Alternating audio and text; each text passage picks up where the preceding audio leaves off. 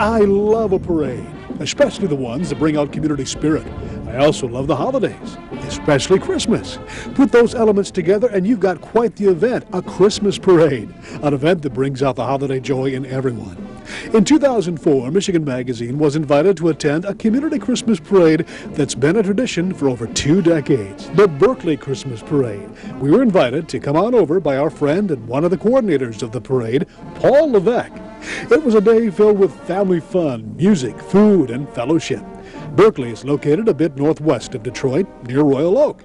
The community of nearly 20,000 has prided itself in this event that yearly is dedicated to kids of all ages and is the official kickoff of the holiday season. This is a tradition that's been going on how long now, Paul? About 25 years. 25 years. What's the whole concept of the parade? How did it get going? Well, the whole concept got started where some community folks got together and they decided they needed to do things to help kids out. Scholarships for college, scholarships for summer camps, because kids are the future. And things have been going on. They started out with raffles, and they have the Christmas parade and Berkley Days Festival, which is in the spring. And the idea has been all along to help kids of the community and give back to society a little bit. And what type of organizations are coming together today to do this? All sorts of organizations. It's sponsored by the Berkley Men's Club, and all the various organizations throughout the community include the churches, the various scout groups, the Cubs, the Boy Scouts, the Girl Scouts, the Brownies, just various other activities, schools, marching bands from all around the community, floats.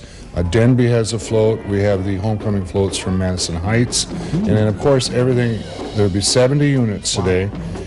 Clowns, there's a calliope, fire trucks, diesel trucks, and everything escorts Santa. Okay. Santa will be the end of the parade, and Mrs. Claus and the reindeer, and they're stopping by on their way back to the North Pole to finish up their organizational skills for Christmas Eve. Speaking of organizational skills, this is one big project here. I mean, you guys must start the day after last year's parade to get things organized. Or have a lot of returning people involved here too? We do. Mr. and Mrs. Ron Myers keep that organized, and they're just expert organizers on all this stuff and communicating with all the, like I say, the bands, the high schools, the elementary schools. And it's just a massive undertaking. They've done just a terrific job for years. And you have the facilities here. There's going to be kind of a reception here this evening, right? We're doing a reception here. In the past, various Men's Club members have had a little reception for the judges. Awards are given, and of course it has to be judged. But, you know, everybody's getting older now. So somebody had the idea to bring it over to the Knights of Columbus Hall. And just kind of lightened the load a little bit on some of the folks, and wanted to bring in some family activities together in fellowship. And we know that the staff from the Michigan Magazine like to eat. Yes. So we kind of have a planned thing and calling it Bush's Delights, with the guamki and the kielbasa and the cheesecake and the sheet cake, and I lost track of what's happening. This is going to be fun to take part in that. Now, this is being done by a lot of volunteers, too. I mean, this is all from the heart, isn't it? Oh, yes. Oh, yeah. Absolutely.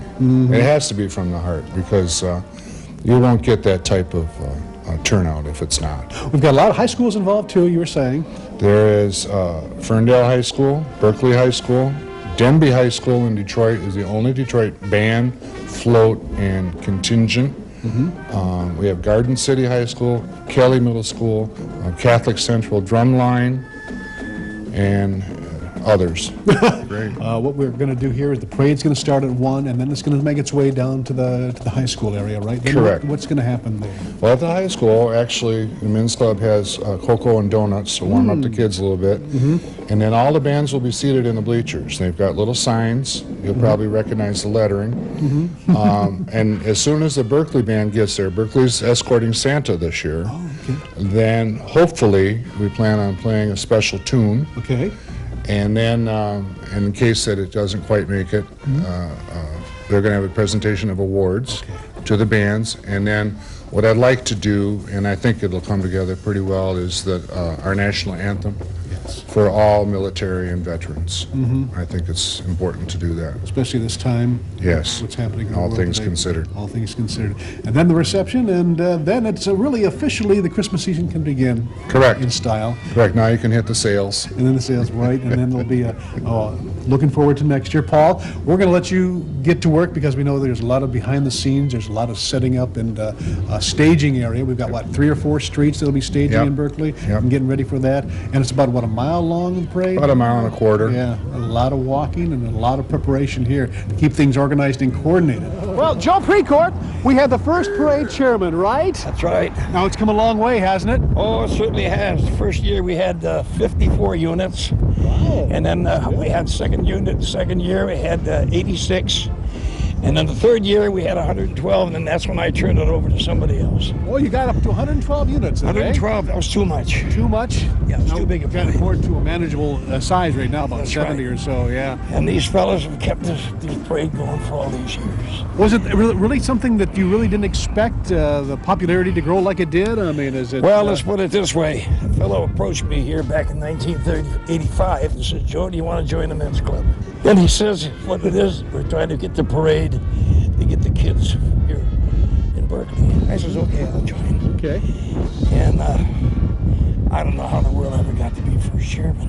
Uh-huh. We didn't know anything about a parade. Learned a lot fast, though, didn't you? Well, we had some help from a lady, Oh.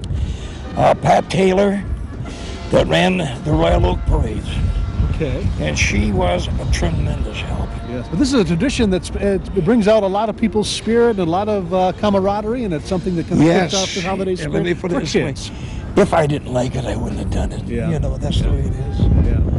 Yeah, we've had a lot of good people over the years. An awful lot of help for this parade. Basically, it's for kids and kids at heart, right? Well, that's the whole point. The men's club has a motto, and that is the Berkeley Men's Club's for kids. And you've had how about volunteers? You've been getting good support, volunteers and everybody involved? The Public Safety Department, the DPW have been excellent here.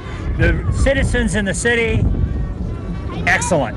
We've been very, very lucky with the citizens themselves. It feels Christmassy in the air. It is a lot of good spirits. Everybody's had smiles, and Yes. they're having a good time. Well, Ron, we appreciate you taking time. Thank you, Barry. And we will see a great parade today and a lot of good spirit. And we'll see you at the end of the parade. Yes, indeed. Thanks, Thank Ron. Well, we were not disappointed once as we viewed the parade as it passed, but a kind of sadness was felt in the air. There was talk that this may be the last parade in Berkeley unless someone stepped up to the plate as a sponsor. But talk on that subject was short and to the point.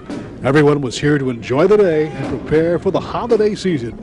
The parade in all its glory made its way to the high school, where donuts and hot chocolate were served.